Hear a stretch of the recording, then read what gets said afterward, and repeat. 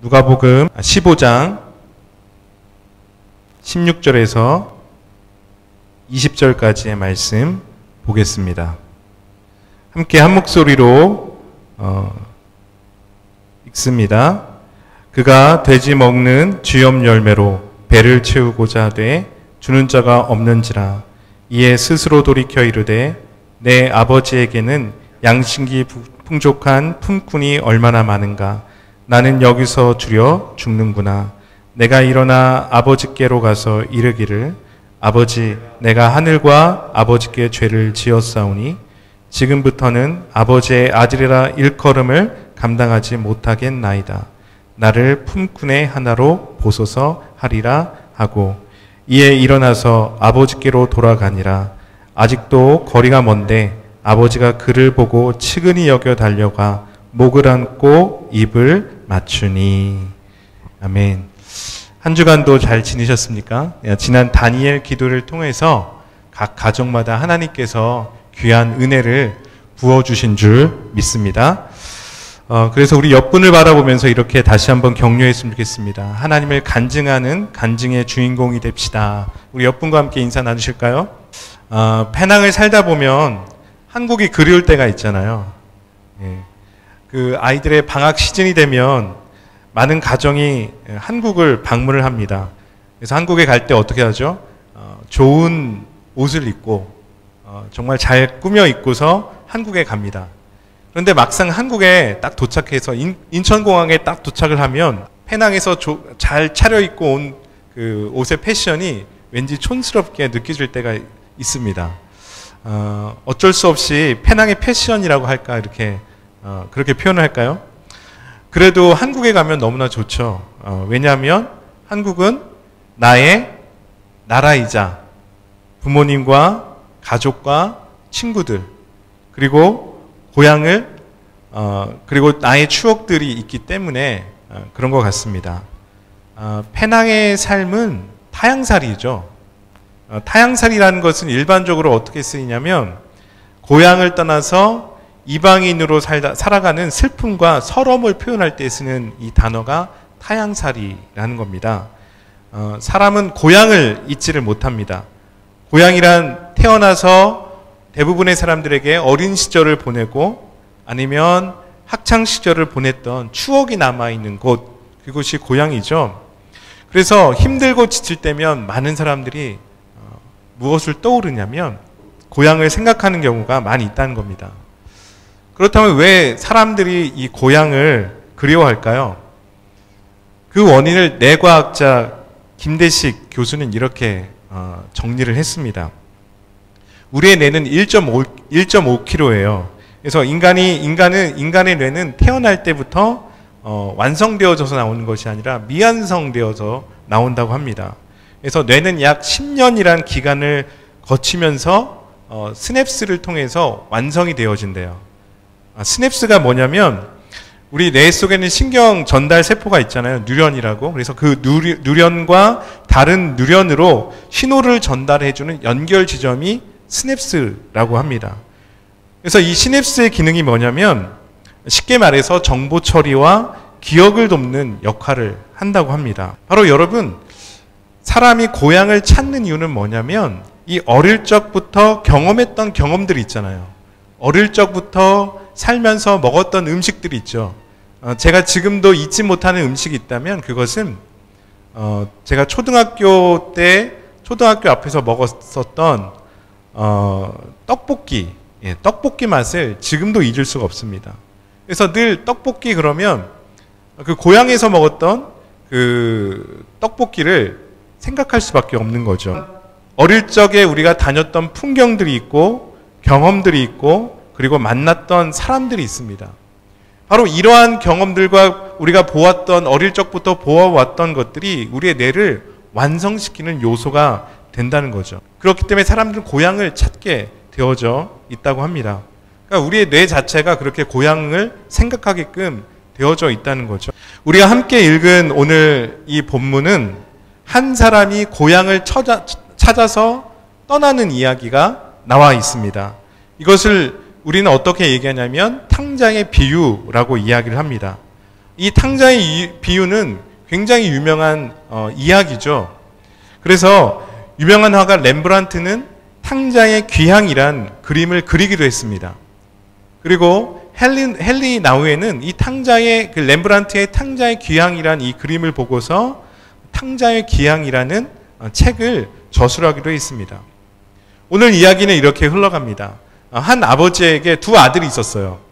어느 날 둘째 아들이 아버지에게 자신에게 물려줄 유산을 다 달라고 합니다. 그래서 아버지는 그 둘째 아들에게 물려줄 유산을 다 전해주게 됩니다. 둘째 아들이 받은 재산으로 둘째 아들은 이 자신이 물려받은 이 재산을 가지고 어떤 투자를 하거나 그렇게 해서 재산을 늘리면 좋을 텐데 그렇게 한 것이 아니라 둘째 아들은 물려받은 재산을 가지고 아버지가 간섭할 수 없는 저 먼 나라로 떠나게 됩니다. 먼 나라에서 이 둘째 아들은요, 그곳에서 재산을 아껴서 산 것이 아니라 재산을 탕진하게 돼요. 마구 돈을 뿌려가면서 방탕한 생활을 하다가 물려받은 재산을 이제 다 탕진하게 됩니다. 그리고 그 먼 나라에 또한 흉년이 들게 됩니다. 그러다 보니까 먹을 것이 없는 거예요. 그래서 둘째 아들은 먹고 살기 위해서 돼지를 치게 되고 돼지가 먹는 쥐엄나무 열매를 먹게 된다는 거죠. 유대인들에게 돼지는 어떠한 동물이냐면 부정한 동물이죠. 율법에서 금지하고 있는 동물입니다. 그런데 오늘 말씀은 둘째 아들이 자신의 생명을 유지하기 위해서 돼지를 쳤다라고 이야기를 하고 있습니다.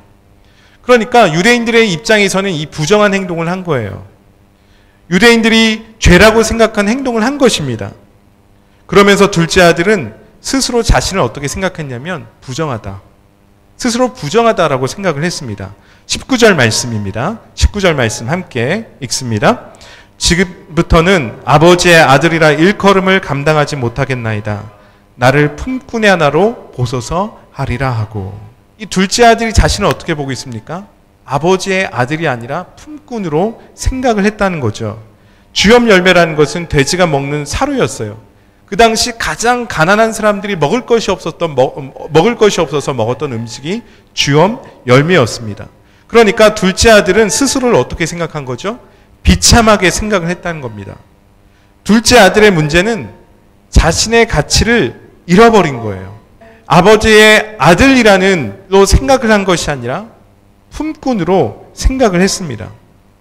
또한 둘째 아들에게 돼지가 먹는 쥐엄 열매조차도 오늘 말씀을 보니까 주는 사람이 없다고 말하고 있습니다. 한마디로 말해서 비참한 생활을 둘째 아들은 하고 있었다는 것입니다. 철저하게 스스로를 버림받은 존재라고 생각을 했습니다. 절망과 살 소망이 없었습니다. 이것이 우리들에게 보여주고 있는 것은 정신적으로 죽은 사람의 모습을 우리들에게 보여주고 있습니다. 정신이 죽은 사람의 모습을 우리가 한 단어로 정의하면 그것은 소외라고 말할 수 있겠죠. 또 다른 단어로 표현한다면 좀 어렵게 표현하면 존재론적인 외로움이라고 이야기를 할 수가 있습니다. 살아있지만 살아있는 것이 아닙니다. 지금 이 시대가 4차 산업시대를 준비하고 있는 시대죠. 아니면 이미 4차 산업시대에 그 시대를 살아가고 있다고 말할 수 있을 것입니다. 하지만 이러한 과학이 발달하고 기술이 발달한 이 사회를 살면서 얼마나 정신적으로 많은 사람들이 스스로 죽은 사람처럼 자신을 취급하면서 살아가고 있습니까? 한 방송사에서 한 200명 정도 대상으로 설문조사를 했는데 설문조사의 내용이 이겁니다. 언제 외로우십니까? 언제 외로우십니까? 이런 설문조사를 했어요. 그런데 대답이 어떻게 나오냐면 20대에게는 대학에서 공부를 하니까 어떠한 이야기를 하냐면 방학 때 혼자 공부할 때 이럴 때 외로움을 느낀다고 합니다. 그리고 혼자 있을 때 잠이 오지 않을 때 이럴 때 외로움을 느낀다고 합니다. 직장을 다닌 한 40대의 한 남자는 이렇게 얘기를 했습니다. 술을 마시고 노래를 불러도 외롭다라고 대답을 했습니다. 그리고 20대의 한 대학생은 이렇게 얘기를 했어요. 인생의 앞에 미래를 준비하다 보니까 이 사회가 경쟁 사회다 보니까 바쁘게 살아가는 거죠. 그러니까 사람을 만날 수 없다는 거예요. 그러다 보니까 외로움을 느낀다라고 대답을 했다는 겁니다. 이 설문조사에서 설문자의 한 23%가 더 이상 아무하고도 가깝지 않다라고 느꼈어요. 그리고 4명 중 한 사람은 어떻게 대답을 했냐면 대화할 사람이 없거나 거의 없다라고 대답을 했습니다. 여러분, 이러한 외로움은요, 어떤 정신적인 건강뿐만 아니라 그 정신적인 건강이 어디에 영향을 미칩니까? 우리의 육체의 건강에 영향을 미치게 되어져 있다는 겁니다. 그런데 여러분 한번 생각해 봅시다. 이 외로움이라는 것이 상대적이잖아요. 그러니까 아무리 친구가 많아도, 아무리 돈이 많아도, 사회적으로 잘 나가는 사람도 외로울 수 있습니다. 우리가 평소에 이렇게 생각하잖아요. 개그맨들은 항상 앞에서 보여주는 모습이 항상 즐거운 모습, 항상 어떠한 긍정적인 모습들을 우리들한테 TV에서 보여주잖아요. 그런데 많은 개그맨들 중에서 사람들이 외로움을 느낀다는 겁니다. 여러분, 외로움이라는 것은 상대적인 거예요. 외로움을 느끼는 사람들이 느끼는 감정이 뭐냐면 슬픔, 좌절, 수치, 절망감이에요. 수치와 절망감, 어떤 좌절, 이러한 것들이 우리들에게 가져오는 한 가지 결과는 뭐냐면 무기력함이라는 거죠. 더 이상 누구와도 관계를 맺을 수 없고 나는 아무것도 할 수 없어 라는 생각을 하게 한다는 것입니다. 영국에서는요, 이 외로움을 사회 문제로 인식을 했어요. 그래서 정부 기관에 여러 장관들이 있잖아요.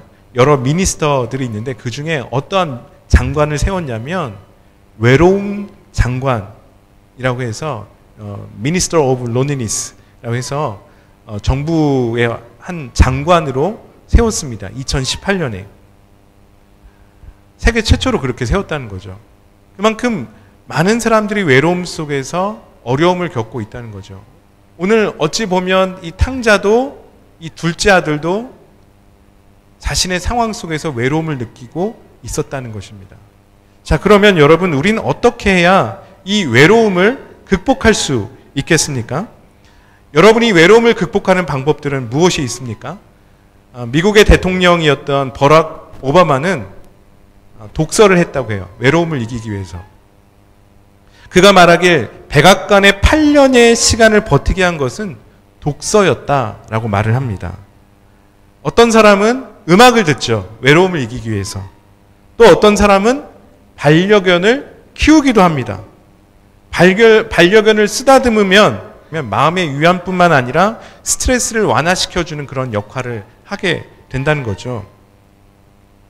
누구나 외로움에서 자신을 안전하게 지키는 노력이 필요합니다.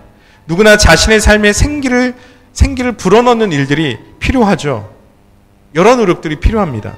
하지만 앞에서 독서를 하거나 음악을 듣거나 반려견을 키우거나 이러한 방법들이 과연 근본적으로 우리의 외로움을 해결할 수 있겠습니까? 아니라는 겁니다. 여러분, 근본적인 해결은 외적인 변화가 아니라 내적인 변화가 우선되어져야 한다는 것입니다. 이 내적인 변화를 우리는 뭐라고 얘기하냐면 가치의 회복이라고 한다는 거죠. 내가 얼마나 소중한 사람인가를 깨닫는 것입니다. 내 스스로의 인생의 가치가 회복되면 우리는 떳떳하게 살아갈 수 있게 된다는 겁니다. 오늘 말씀에서 둘째 아들의 문제는 스스로를 가치 없는 사람으로 생각을 했다는 것입니다. 자신이 아버지를 실명시켰다는 죄의식에 사로잡혔습니다. 그리고 그 죄의식 때문에 아버지의 아들이라는 신분을 생각하지 않고 자신을 아들이 아니라 품꾼으로, 즉 일꾼으로 생각해버리는 일들이 있었다는 것입니다. 이것이 사단의 전략이라는 거예요. 사단은 우리가 얼마나 가치 있는 존재인지 잃어버리게 합니다. 여러분, 사단의 속임에 넘어가지 마시길 바랍니다. 그러면 어떻게 둘째 아들에게 가치의 회복이 일어났는지 말씀은 우리들에게 보여주고 있습니다. 그것은 고향으로 돌아가는 것입니다. 아버지 품으로 돌아가야겠다는 결심이라는 거죠. 누가복음 15장 17절 19절 말씀을 세 번역으로 읽어드리도록 하겠습니다. 세 번역으로 보겠습니다. 그제서야 그는 제정신이 들어서 이렇게 말하였다. 내 아버지의 그 많은 품꾼들에게는 먹을 것이 남아 도는데 나는 여기에서 굶어 죽는구나. 내가 일어나 아버지에게 돌아가서 이렇게 말씀드려야 하겠다. 아버지, 내가 하늘과 아버지 앞에 죄를 지었습니다. 나는 더 이상 아버지의 아들이라고 불릴 자격이 없으니 나를 품꾼으로 삼아 주십시오. 그는 일어나서 아버지께로 갔다. 둘째 아들이 아버지에게로 돌아가겠다는 결심, 고향으로 돌아가겠다는 결심을 우리는 뭐라고 부르냐면 회개라고 한다는 겁니다. 누가복음 15장 10절입니다. 누가복음 15장 10절 말씀 읽습니다. 내가 너희에게 이르노니 이와 같이 죄인 한 사람이 회개하면 하나님의 사자들 앞에 기쁨이 되느니라. 오늘 말씀을 보니까 한 사람이 회개하면 하나님의 사자 앞에서 기쁨이 된다라고 예수님이 말씀하고 있어요. 여러분, 회개란 단어는 뭐냐면, 회개는 헬라어로 메타노에오라고 얘기를 합니다. 메타라는 것은 뒤로라는 뜻이 있어요. 그러면 노에오라는 뜻은 뭐냐면 마음을 훈련시킨다, 마음을 훈련시킨다라는 그런 뜻이 있습니다.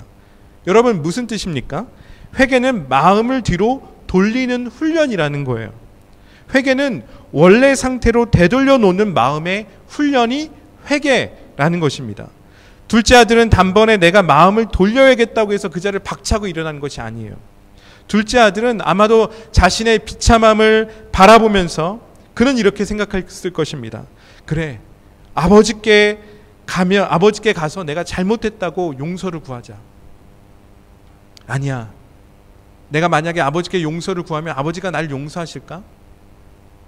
아마도 둘째 아들은 그 돼지를 치면서 주염나무의 열매를 먹으면서 여러 번 이런 생각들을 했을 것입니다.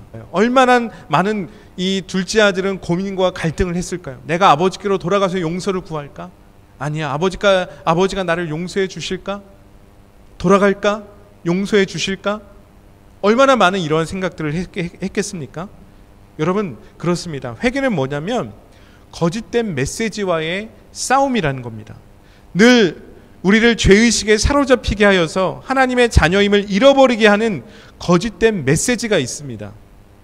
이것은 사단이 주는 생각이라는 거예요. 사단은 나 스스로를 비난하게 합니다. 나 스스로를 비난하게 하여서 하나님 앞에 나아가지 못하게 합니다. 그래서 우리를 정신적으로 죽게 하죠. 하나님 앞에서 내가 소외된 사람이라고 생각하게 합니다. 그리고 우리를 영적으로 죽게 한다는 것입니다. 하나님과 나는 상관없는 사람이라고 생각하게 한다는 것입니다. 하지만 회개는 이러한 비참함에 눈을 돌리는 것이 아니라 아버지의 사랑을 생각하게 한다는 것입니다. 내가 못생겨서 그래. 사람들이 나를 싫어해서 그래. 등등. 여러분, 우리가 갖고 있는 많은 부정적인 생각들이 있잖아요. 그러한 절망에 빠뜨리는 생각들, 그러한 말들이 우리를 얼마나 외로움 가운데 빠지게 합니까? 그리고 우리를 얼마나 죄의식 가운데 사로잡히게 합니까? 여러분, 오늘 주님이 우리에게 말씀하고 있는 것은 외로움과 죄의식을 회피하지 말라는 것입니다. 자신을 비난하지 말라는 것입니다. 20절 말씀을 보면 이렇게 세 번역에서는 이야기를 하고 있습니다. 그는 일어나서 아버지께로 갔다라고 이야기를 하고 있어요. 가치의 회복은 무엇이냐면 일어나서 아버지께로 가는 것입니다. 일어나서 자신이 태어난 고향으로 돌아가는 것입니다. 무엇입니까? 가치의 회복은 결단하는 거예요. 마음의 상태를 바꾸는 것입니다. 마음을 되돌리는 것입니다. 나의 부족함을 묵상하는 것이 아니라 하나님 아버지의 넓은 품과 하나님 아버지께서 우리에게 주시는 풍성한 그 은혜를 묵상하는 것이 회개라는 것이죠. 여러분, 마음의 상태를 바꾸시길 바랍니다. 지금 우리가 묵상하고 있는 것들은 무엇입니까? 지금 우리를 죄의식 가운데에 사로잡고 있는 생각들은 무엇입니까? 뒤를 돌리는 마음의 훈련이 우리 가운데 있었으면 좋겠습니다. 회개라는 것은 나의 상태를 묵상하는 것이 아니라 용서를 묵상하고 용납을 묵상하는 것입니다. 지금 삶의 변화를 원하십니까? 나의 상태와 감정의 묶임을 인정하시고 용납하시고 그리고 용서로 끊으시기를 바랍니다. 묵상의 대상을 바꾸시기를 바랍니다. 그럴 때 우리는 사단의 거짓된 메시지의 속임을 끊을 수 있다는 것이에요. 둘째 아들이 용기를 내어서 아버지께로 돌아가기로 했습니다. 회개했습니다. 그럴 때 아버지는 어땠습니까? 20절 말씀 보겠습니다. 20절 말씀 읽습니다.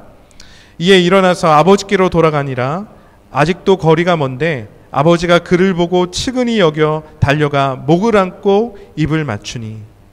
아버지는 멀리서 자신에게 다가오는 사람을 보았습니다.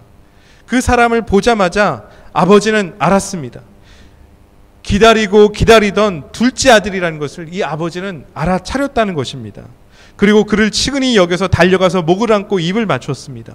측은히 여겼다는 말은 내장까지, 우리의 위장까지 전달되는 절절한 마음을 느끼는 안타까움을 측은히 여겼다라는 헬라어의 원어 뜻을 가지고 있습니다. 아버지가 아들을 너무도 사랑하는 마음의 표현이라는 거죠. 아들의 초췌한 모습, 남루한 옷, 그리고 너무 많은 것을 잃어서 더 이상은 잃을 것이 없는 상태의 이 아들, 그 아들을 보았을 때 아버지는 얼마나 안타까워했을까요? 그런데 아버지는 그 아들의 초췌한 모습이 중요한 것이 아니었어요. 아들의 어떠한 상태이든 그 모습이 아버지한테는 중요한 것이 아니었습니다. 아들 자신이 아버지 앞에서 죄인이라고 해도 아버지는 그것이 상관이 없었어요. 아버지에게는 아무리 초췌하고 남루하고 모든 것을 다 잃은 초라한 아들이라도 아버지에게는 그 아들은 아들이었다는 것입니다. 아들이 자신에 대해서 어떠한 감정을 가지고 있든지 간에 그것과 상관없이 아버지 앞에는 아들은 아들이었다는 것이에요. 여러분, 그렇습니다.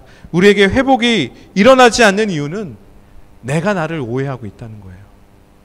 우리들에게 회복이 일어나지 않는 이유는 내가 하나님을 오해하고 있기 때문이라는 것입니다.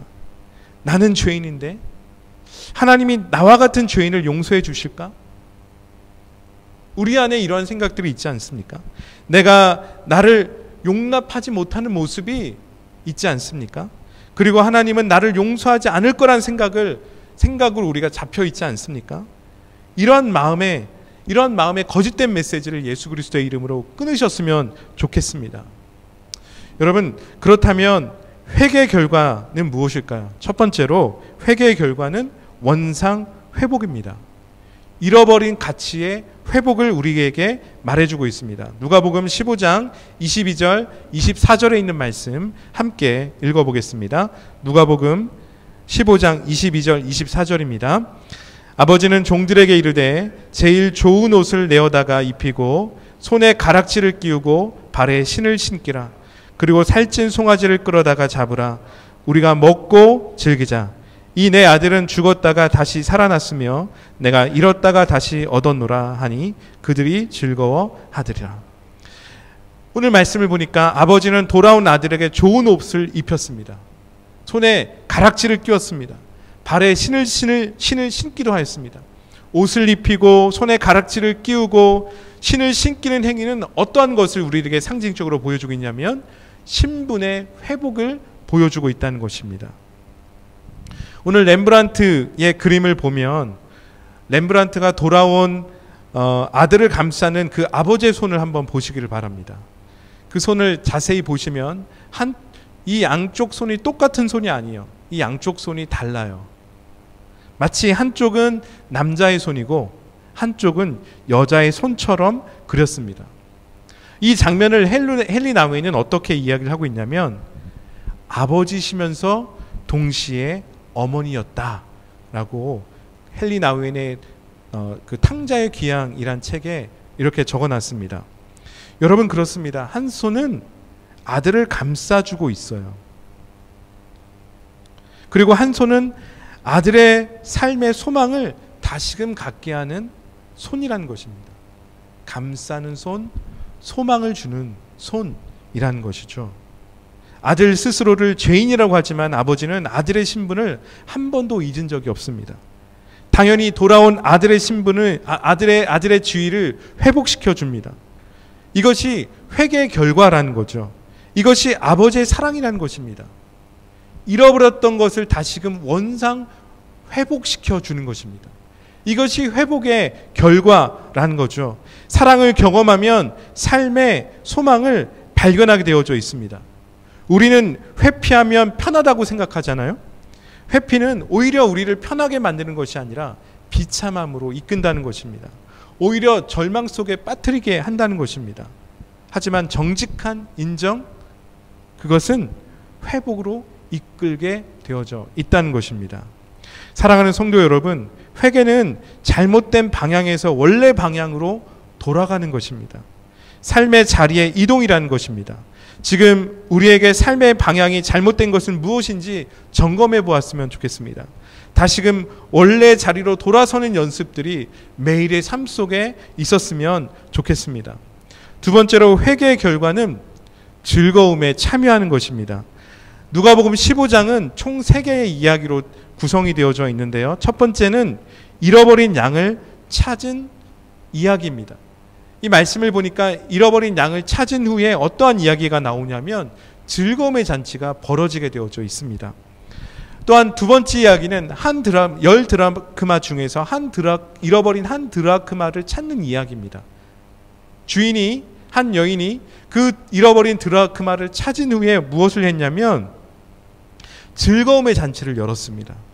마찬가지로 세 번째 이야기, 탕자의 귀향, 이 이야기에서 아버지는 어떻게 했습니까? 탕자가 돌아왔을 때 아버지는 이 탕자를 나무란 것이 아니라 탕자의 지위를, 아들의 지위를 회복시켜 주었을 뿐만 아니라 어떻게 했습니까? 즐거움의 잔치를 열었다는 것입니다.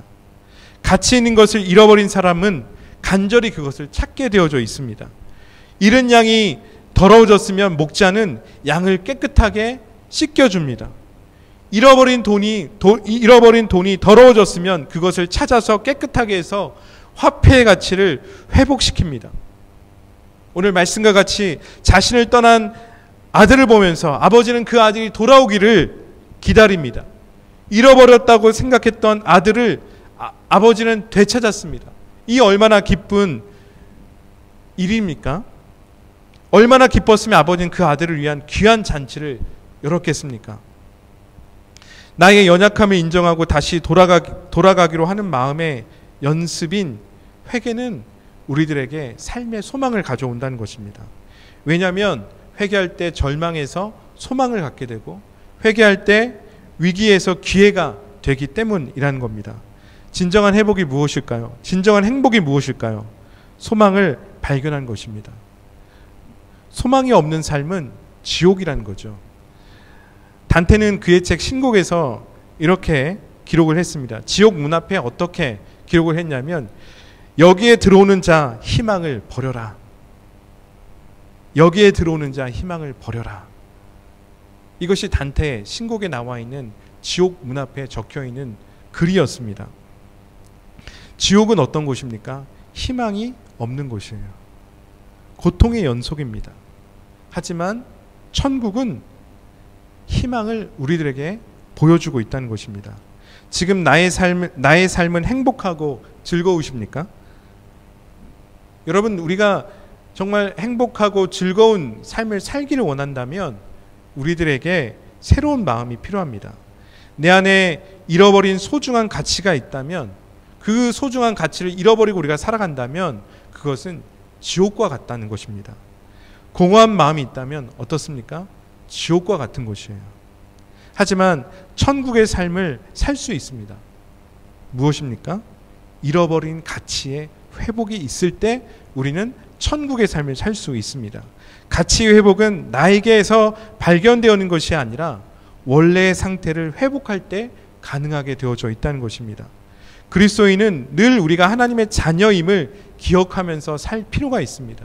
늘 우리가 죄의식에 사로잡히는 것, 이것은 하나님이 기뻐하는 것이 아니라 사단이 기뻐하는 것이에요. 우리가 하나님의 자녀라는 것을 기억하는 것이 우리들에게 소중한 가치인 줄 믿습니다. 그리스도 안에서 나를 발견하시는 은혜가 이 한 주 가운데에 있었으면 좋겠습니다. 사랑하는 성도 여러분, 잃어버린 귀중한 가치가 무엇입니까? 이제 11월입니다. 11월의 마지막을 맞고 이제 조만간 12월 달을 우리는 맞이하게 됩니다. 한 해를 마무리하는 이 시간을 보내면서 우리들에게 잃어버린 가치가 무엇인지 다시 한번 생각해 보았으면 좋겠습니다. 만약 그 잃어버린 가치가 우리들에게 있다라면 다시금 원래 상태로 회복시키는 은혜가 있었으면 좋겠습니다. 중요한 것은 인정하는 것이고 용서를 받아들이는 것입니다. 또한 마음을 되돌려 놓는 훈련을 하는 것입니다. 그럴 때 우리는 우리 자신의 가치를 회복하고 즐거움에 참여하는 기쁨을 누리게 될 것입니다. 우리 함께 기도하겠습니다. 이 시간 우리 함께 기도하실 때는 우리의 삶 속에서 소중하게 생각했던 가치, 그것이 무엇인지 다시 한번 생각해 보았으면 좋겠습니다. 우리가 소망 없이 살아가는 것, 그것은 우리가 귀하게 여기는 것들을 잃어버렸기 때문이라는 것입니다. 여러분, 오늘 이 아침에 우리 함께 기도하실 때는 하나님, 우리들에게 소중한 가치를 되돌려 놓는 마음의 연습을 하게 하여 주옵소서. 우리 함께 기도했으면 좋겠습니다. 우리 함께 기도하겠습니다. 하나님 아버지, 감사합니다. 이 아침에 다시 한번 우리 그리스도인으로서 하나님의 소중한 가치를 생각할 수 있는 은혜를 허락하여 주셔서 감사합니다. 하나님, 나를 바라보시면서 하나님, 나에게 정말 말할 수 없는 하나님 나라의 자녀의 신분을 허락하여 주시고 그것 가운데 나의 살아갈 소망들을 허락하여 주셔서 주님 감사합니다. 하지만 주님, 나의 삶 속에서 이 가치를 잃어버리며 살아가는 모습들이 있지 않습니까? 하나님, 이 한 해를 마무리하는 시점 속에서 다시 한번 주께서 우리 안에 베풀어 주셨던 수많은 삶의 가치들을 기억하게 해 주시옵소서. 우리 가운데 잃어버렸었던 하나님의 은혜를 기억하는 일들이 일어나게 해 주셔서 다시 한번 우리를 하나님의 자녀로 부르신 그 하나님의 마음이 우리 가운데 회복되어지게 해주시고 우리 안에 부어주셨던 하나님의 형상이 원래의 상태로 회복되어지는 것들을 보게 해주시옵소서. 사단의 음성에 귀 기울이지 않게 해주시고 하나님의 말씀에 귀를 기울이며 하나님이 나에게 말씀하신 그 음성을 들으며 하나님 나에게 말씀하신 그 말씀을 붙잡으며 살아가는 삶을 살아갈 수 있도록 역사하여 주옵소서. 하나님 아버지, 감사합니다. 오늘 이 아침에 다시 한번 돌아온 아들의 이야기를 통하여서 우리로 하여금 하나님께서 부어주셨던 자녀의 신분을 기억하게 해주셔서 감사합니다. 하나님, 우리 가운데 잃어버렸던 이 소중한 가치가 회복되어지며 살아갈 수 있도록 인도하여 주옵소서.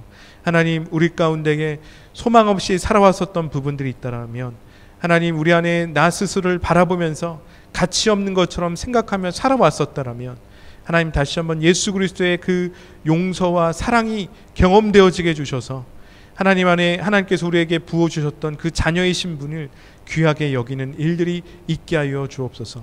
하나님, 나를 오해했던 모든 잘못된 생각과 메시지들을 예수 그리스도의 이름으로 끊습니다. 또한 하나님에 대해서 오해하게 만들었던 모든 잘못된 생각과 메시지들을 예수 그리스도의 이름으로 끊습니다. 하나님, 우리로 하여금 진리 가운데 거하게 하시고 진리가 우리 가운데 자유케 하는 것을 보게 하시며 주의 성령이 우리를 자유케 하는 것을 다시 한번 경험하는 삶을 살아갈 수 있도록 인도하여 주옵소서. 이 한 주간도 우리 안에 원상 회복의 은혜, 가치의 회복의 은혜를 주시는 그 주님을 찬양드리며 예수님의 이름으로 기도합니다. 아멘.